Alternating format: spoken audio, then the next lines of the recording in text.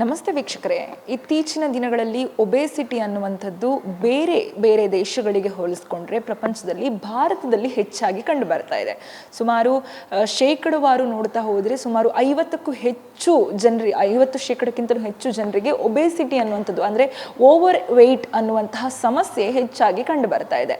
ಹಾಗಾದರೆ ಈ ಒಬೇಸಿಟಿ ಮಟ್ಟ ಇಂಡಿಯಾದಲ್ಲೇ ಜಾಸ್ತಿ ಆಗಲಿಕ್ಕೆ ಕಾರಣ ಏನಿರ್ಬೋದು, ಮತ್ತು ಯಾವ ರಾಜ್ಯಗಳಲ್ಲಿ ಒಬೇಸಿಟಿ ಮಟ್ಟ ಹೆಚ್ಚಾಗಿದೆ, ಮುಖ್ಯವಾಗಿ ಈ ಒಬೇಸಿಟಿ ಸಮಸ್ಯೆಯಿಂದ ಆಗುವಂತಹ ಬೇರೆ ಬೇರೆ ಕಾಯಿಲೆಗಳು ಏನು, ಮತ್ತು ಈ ಒಬೇಸಿಟಿ ಸಮಸ್ಯೆಯಿಂದ ಪರಿಹಾರ ಹೇಗೆ ತಗೊಳ್ಬೋದು, ಇದನ್ನೆಲ್ಲ ಮಾತಾಡಲಿಕ್ಕೆ ನನ್ನ ಜೊತೆ ಇವತ್ತು ಡಾಕ್ಟರ್ ಪ್ರೇಮ್ ಕುಮಾರ್ ಇದ್ದಾರೆ. ಅವ್ರನ್ನ ಮಾತಾಡಿಸುವಂಥ ಪ್ರಯತ್ನ ಮಾಡ್ತೀನಿ. ಸರ್ ನಮಸ್ತೆ. ನಾನು ಆಗಲೇ ಹೇಳಿದಾಗೆ ಬೇರೆ ಬೇರೆ ದೇಶಗಳಿಗೆ ಹೋಲಿಸ್ಕೊಂಡ್ರೆ ಪ್ರಪಂಚದಲ್ಲಿ ಭಾರತದಲ್ಲಿ ಒಬೇಸಿಟಿ ಮಟ್ಟ ಹೆಚ್ಚಾಗೇ ಇದೆ. ಏನು ಕಾರಣಕ್ಕೆ ಸರ್ ಭಾರತೀಯರಲ್ಲಿ ಮುಖ್ಯವಾಗಿ ಒಬೇಸಿಟಿ ಮಟ್ಟ ಹೆಚ್ಚಾಗಿರುವಂಥದ್ದು? ಹೌದು, ಇದು ಈಗ ಒಂಥರ ಮುಖ್ಯವಾದ ಒಂದು ಟಾಪಿಕ್ ಆಗಿದೆ ಡಿಸ್ಕಷನ್. ರೀಸೆಂಟಾಗಿ ICMR ಅಂತ ಅಂದರೆ Indian council for medical research ಒಂದು ಪಬ್ಲಿಕೇಶನ್ ಹೊರತುಪಡಿಸಿದ್ದಾರೆ, ಒಂದು ಅಧ್ಯಯನ ರಿಲೀಸ್ ಮಾಡಿದ್ದಾರೆ. ಅದರಲ್ಲಿ ದೇರ್ ಆರ್ ವೆರಿ ಒಂಥರ ಶಾಕಿಂಗ್ ಪಾಯಿಂಟ್ಸ್ ಹೊರಗೆ ಬಂದಿದೆ ಆ್ಯಕ್ಚುಲಿ. ಸೊ ಇದು ಎಲ್ಲ ಪಬ್ಲಿಕ್ಕು ಅವೇರ್ನೆಸ್ ಬರಬೇಕು ಇದ್ರ ಬಗ್ಗೆ. ಇದರ ಪ್ರಕಾರ 5 ಮನೆ ತೊಗೊಂಡ್ರೆ ಅದರಲ್ಲಿ ಒಂದು ಮನೆಯಲ್ಲಿ ಇರೋರು ಎಲ್ಲ ವ್ಯಕ್ತಿಗಳಿಗೂ ಓವರ್ ವೆಯ್ಟ್ ಅಥವಾ ಓವರ್ ವೆಯ್ಟ್ ಆರ್ ಒಬೇಸಿಟಿ ಇರುತ್ತೆ. ಅಂದರೆ 20% of all population is in going towards obesity. ಇದು ಒಂಥರ ಅಲಾರ್ಮಿಂಗ್ ಅಥವಾ ಆಗುವಂಥ ಒಂದು ವಿಷಯ actually.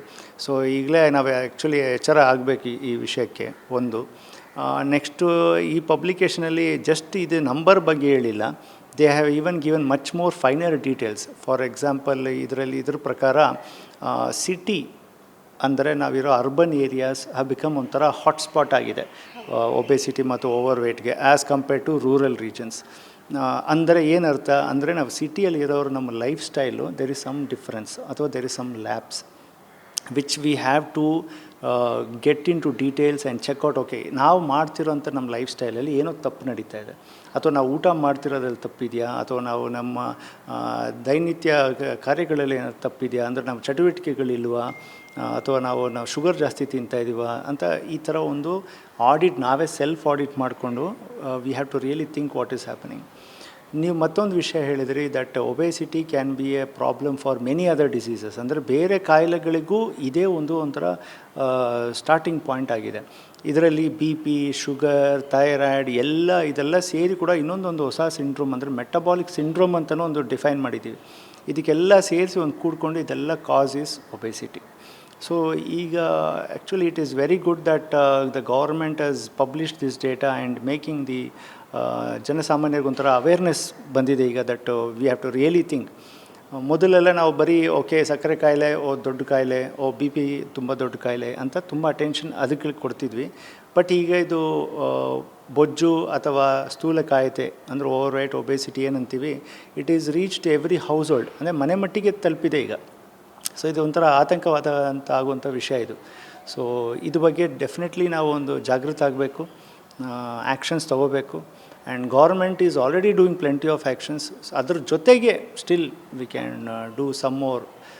For example we can ask government to do some already ಒಬೇಸಿಟಿಗೆ ನ್ಯಾಷನಲ್ ಪ್ರೋಗ್ರಾಮು ಲಾಂಚ್ ಆಗಿದೆ, ಅದನ್ನು ಇನ್ನೂ ಸ್ವಲ್ಪ ಸ್ಟ್ರೆಸ್ ಮಾಡ್ಬೋದು. ಈಗ ಪೋಲಿಯೋ ಹೆಂಗೆ ನ್ಯಾಷನಲ್ ಪ್ರೋಗ್ರಾಮ್ಸ್ ಲಾಂಚ್ ಆಯಿತು, ಎಲ್ರಿಗೂ ಗೊತ್ತಾಯಿತು. ಬಟ್ ಒಬೇಸಿಟಿ ಒಂಥರ ಇನ್ನೂ ಜನಕ್ಕೆ ಅಕ್ಸೆಪ್ಟೆನ್ಸ್ ಬರ್ತಿಲ್ಲ, ಇದೊಂದು ಕಾಯಿಲೆ ಅಂತಲೇ ಜನಕ್ಕೆ ಅಕ್ಸೆಪ್ಟೆನ್ಸ್ ಬರ್ತಿಲ್ಲ.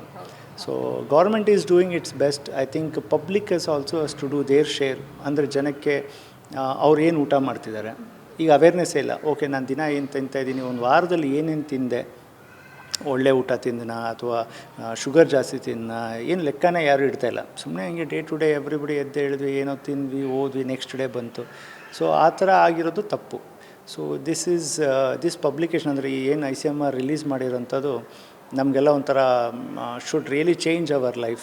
So this is what I would like to say. ಇನ್ನೊಂದಿಷ್ಟು ಜನರಿಗೆ ಡಾಕ್ಟರ್, ನಾನು ಹೊರಗಡೆ ಏನೂ ತಿನ್ನೋದಿಲ್ಲ, ಮೈದಾ ಐಟಮ್ಗಳಿಂದ ಅಥವಾ ಎಣ್ಣೆ ಪದಾರ್ಥಗಳಿಂದ ನಾನು ದೂರ ಇರ್ತೀನಿ, ಮನೆಯಲ್ಲೇ ನಾನು ಅಡುಗೆ ಮಾಡ್ಕೊಂಡು ತಿಂತೀನಿ, ಆದರೂ ಕೂಡ ನಮ್ಮ ಮನೆಯಲ್ಲಿರುವಂಥವರೆಲ್ಲ ದಪ್ಪಗಿದ್ದಾರೆ ಅಥವಾ ಓವರ್ ವೆಯ್ಟ್ ಇದ್ದಾರೆ ಅನ್ನುವಂತಹ ಒಂದಿಷ್ಟು ಜನರಿಗೆ ಕನ್ಫ್ಯೂಷನ್ಸ್ ಇರುತ್ತೆ. ಇಂತಹ ಸಮಸ್ಯೆ ಇರೋರಿಗೆ ಏನು ಹೇಳ್ತೀರಾ? ಇದು ಒಂಥರ ತುಂಬ ಮುಖ್ಯವಾದ ಅನದರ್ ಇಂಪಾರ್ಟೆಂಟ್ ಪಾಯಿಂಟ್ ಆ್ಯಕ್ಚುಲಿ.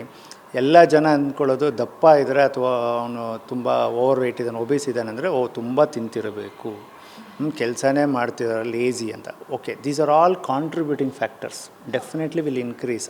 ಆದರೆ ನಮ್ಮ ಬಾಡಿ ಜೀನ್ಸ್ ಮತ್ತು ನಮ್ಮಲ್ಲಿರೋವಂಥ ಒಂದು ಎಂಡೋಕ್ರೈನ್ ಥಿಂಗ್ಸ್ ಮತ್ತು metabolic things, these are all put together is causing this obesity. ಬರೀ ಊಟ ಮಾಡೋದ್ರಲ್ಲಿ ಮಾತ್ರ ಆಗಲ್ಲ, ಅದರಲ್ಲಿ ತುಂಬ ಹಾರ್ಮೋನ್ ಚೇಂಜಸ್ ಆಗ್ತಿರುತ್ತೆ, which is a cause for obesity. So that is why you should really assess what is a cause. ಒಂಥರ 2 + 2 = 4 ಥರ ಇಲ್ಲ. 4 - 2 is also 2. Just 3 - 1 is also 2. So a lot of factors will come into and make obesity. It is not ಊಟ ಜಾಸ್ತಿ ತಿಂದ obeys ಆಗ್ಬಿಟ್ಟ ಅಂದರೆ direct relation ಇರಲ್ಲ. ಅದು ಕಾಂಟ್ರಿಬ್ಯೂಟ್ ಮಾಡೇ ಮಾಡುತ್ತೆ. ಈಗ ನಾವು ಹೈ ಕ್ಯಾಲರಿ ಡಯಟ್ ತಿಂತಾನೆ ಇದ್ದೀನಿ ಅಂದರೆ ದಪ್ಪ ಆಗೇ ಆಗ್ತಾರೆ, ಅದು ಸಹಜ. ಆದರೆ that need not be only point. So you have to get yourself check ಮಾಡಬೇಕು. ನಿಮಗೆ ಬೇರೆ ಏನಾದ್ರು ಕಾಯಿಲೆ ಇದೆಯಾ, ಹಾರ್ಮೋನ್ ಪ್ರಾಬ್ಲಮ್ ಇದೆಯಾ, ಜೆನೆಟಿಕ್ಸ್ ಇದ್ದಾರೆ. ಒಬ್ಬೊಬ್ಬರಿಗೆ ಜೆನೆಟಿಕ್ಸ್ ಇದೆ, ಅಂದರೆ ಅವ್ರ ತಂದೆ ತಾಯಿ, ಅವ್ರ ತಾತ ಮುತ್ತಾತ ಅವರೆಲ್ಲ ದಪ್ಪ ಇದ್ದರು. ಸೊ ಅದರಿಂದ ಅವ್ರ genetic also will influence obesity. ಒಬ್ಬೊಬ್ಬರು ತುಂಬ ತಿಂತಾರೆ, ಸಣ್ಣನೇ ಇರ್ತಾರೆ. ಸೊ ಅವ್ರ ಜೆನೆಟಿಕ್ಸ್ ಹಂಗಿರೋದು, ಅವ್ರ ಬಾಡಿ ಮೇಕ್ ಹಂಗಿರೋದು. So multiple factors are there. It is not one dimension to cause obesity. Multiple factors play into causing obesity. ಇನ್ನೊಂದಿಷ್ಟು ಜನ ಜೆನೆಟಿಕ್ ಅಂತ ವಿಚಾರ ಬಂದಾಗ, ಈಗ ತಂದೆ ತಾಯಿಯವರಿಗೆ BP ಶುಗರ್ಗಳಿದ್ರೆ ಅಥವಾ ಏನು ಸಮಥಿಂಗ್ ಬೇರೆ ಯಾವುದಾದ್ರೂ ಕಾಯಿಲೆಗಳು ಅಲ್ಲಿಂದ ಬರ್ತಾ ಇದೆ ಅನ್ನುವಂತಹ ಮಾಹಿತಿ ಬಂದಾಗ ಒಂದಿಷ್ಟು ಜನ ಜಾಗ್ರತೆಗೊಳ್ತಾರೆ. BP ಬರದೇ ಇರುವಾಗ ಹೇಗೆ ಮುಂಜಾಗ್ರತೆ ಕ್ರಮ ತಗೋಬೇಕು, ಶುಗರ್ ಬರದೇ ಇರುವ ಹಾಗೆ ಹೇಗೆ ಮುಂಜಾಗ್ರತೆ ಕ್ರಮ ತಗೋಬೇಕು ಅಂತ. ಹಾಗೆಯೇ ಈ ಒಬೇಸಿಟಿ ಅಥವಾ ಬೊಜ್ಜಿನ ಸಮಸ್ಯೆ ಏನಿದೆ, ಇದು ಕೂಡ ಜೆನೆಟಿಕ್ ಅಲ್ಲಿ ಇದ್ರೂ ತಮಗೆ ಬರದೇ ಇರುವ ರೀತಿಯಲ್ಲಿ ಸೇಫ್ಟಿ ಸೈಡ್ ಏನಾದರೂ ವಹಿಸ್ಕೊಳ್ಳಿಕ್ಕೆ ಅಥವಾ ತನಗೆ ಏನು ಆಗದೆ ಇರೋ ಹಾಗೆ ಓವರ್ ವೇಟ್ ಆಗದೆ ಇರೋ ರೀತಿ ಕಾಪಾಡ್ಕೊಳ್ಳಿಕ್ಕೆ ಏನಾದರೂ ಸಾಧ್ಯತೆ ಇದೆಯಾ? ಖಂಡಿತ ಸಾಧ್ಯ ಇದೆ. ಅಂದರೆ precautionary measures, these will definitely help to make the thing come down. Let's assume ಒಂದು ವ್ಯಕ್ತಿ ಒಂದು 90 kg ಆಗೋನು ಈ ಪ್ರಿಕಾಷನರಿ ಮೆಷರ್ ತೊಗೊಂಡ್ರೆ ಈ ವಿಲ್ ಬಿ ಅರೌಂಡ್ 75 kg. ಅವನು ತೊಗೊಂಡಿಲ್ಲ ಅಂದರೆ will go more, but doesn't mean that he will become normal, but definitely help ಆಗೇ ಆಗುತ್ತೆ. ಸೊ ಅವ್ರ ಡಯಟ್ ಫಸ್ಟಿಂದ ಶುರು ಮಾಡೋದು. ಓಕೆ, ಏನು ಡಯಟ್ ತಿಂತಾಯಿದ್ವಿ ಈಗ? ಮೋಸ್ಟ್ ಒನ್ ಆಫ್ ದ ಏನಂತಾರೆ ಪಾಯ್ಸನ್ ಅಂತಲೇ ಹೇಳಬೇಕು ಅಂದರೆ ಸಕ್ಕರೆ, sugar intake. Sugar is everywhere. ನಾವೆಲ್ಲ ಯಾರು ಅದ್ರ ಬಗ್ಗೆ ಯೋಚನೆನೂ ಮಾಡ್ತಿಲ್ಲ, ಯಾರು ಲೇಬಲ್ ಓದಲ್ಲ ಎಷ್ಟು ಶುಗರ್ ಇದೆ ಅಂತ, ಸುಮ್ಮನೆ ತಿಂತಾ ಇರ್ತೀವಿ ಸಿಹಿ. And sugar is very addictive, ಅದಕ್ಕೆ ಶುಗರ್ ತಿಂತಾನೆ. ಓಕೆ, ಶುಗರ್ ಕಟ್ ಡೌನ್ ಮಾಡಿದ್ರೇ ಜನ ಒಂದು 5 kg 10 kg ಲೂಸ್ ಮಾಡ್ತಾಯಿದ್ದಾರೆ.